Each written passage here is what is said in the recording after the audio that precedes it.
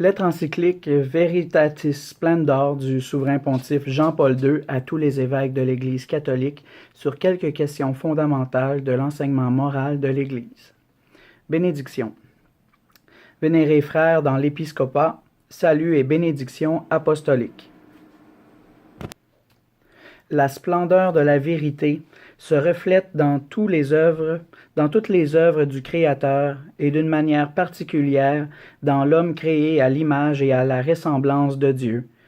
La vérité éclaire l'intelligence et donne sa forme à la liberté de l'homme qui, de cette façon, est amené à connaître et à aimer le Seigneur.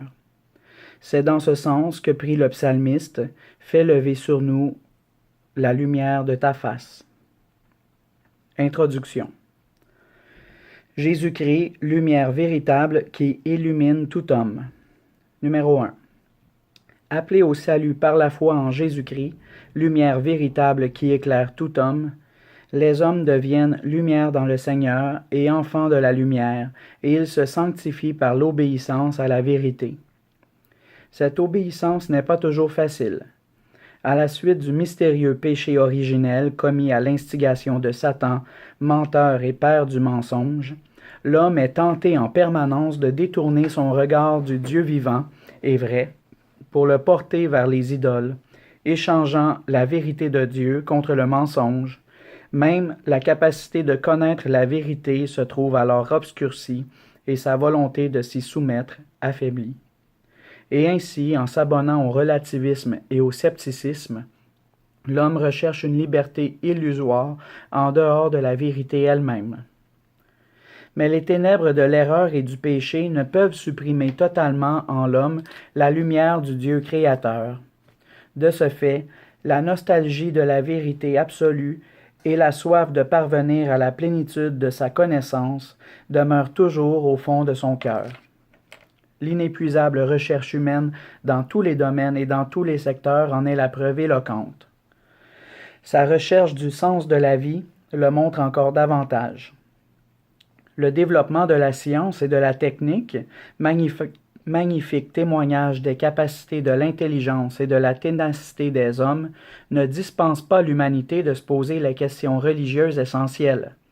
Il la pousse plutôt à affronter les combats les plus douloureux et les plus décisifs, ceux du cœur et de la conscience morale.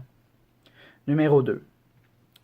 Aucun homme ne peut se dérober aux questions fondamentales « Que dois-je faire ?» et « Comment discerner le bien du mal ?»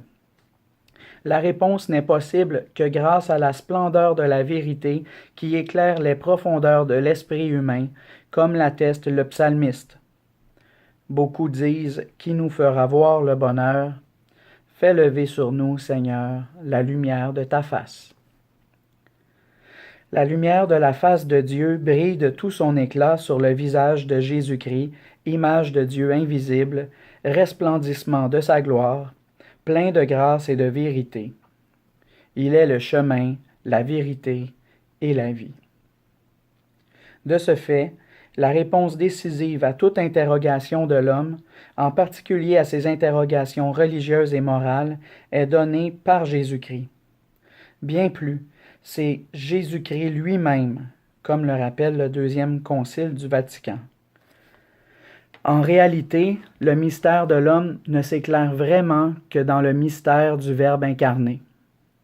Adam, en effet, le premier homme, était la figure de celui qui devait venir, le Christ Seigneur.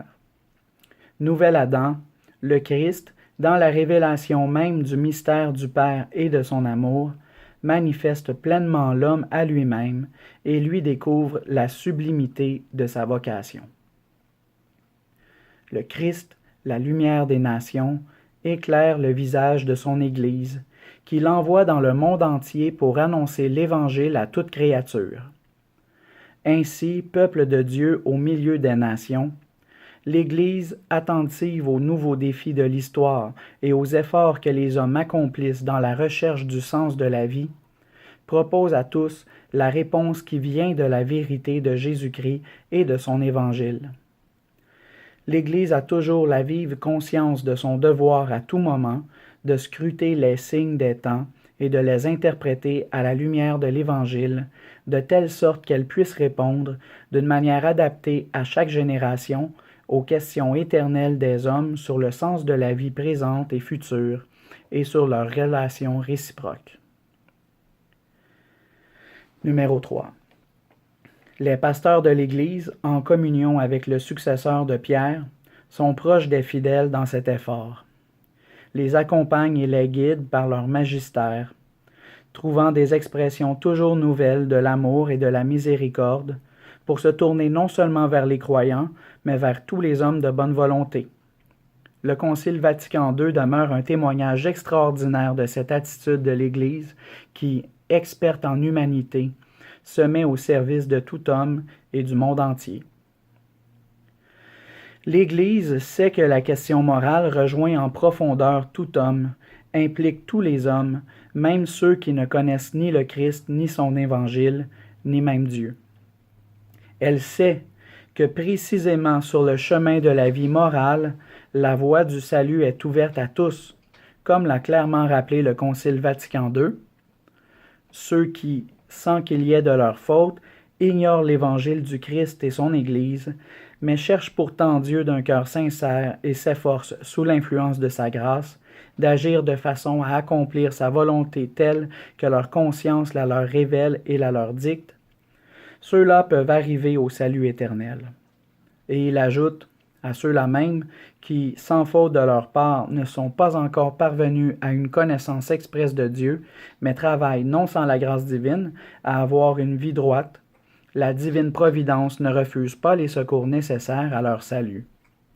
En effet, tout ce qui chez eux peut se trouver de bon et de vrai, l'Église le considère comme une préparation évangélique et comme un don de celui qui illumine tout homme pour que finalement il ait la vie.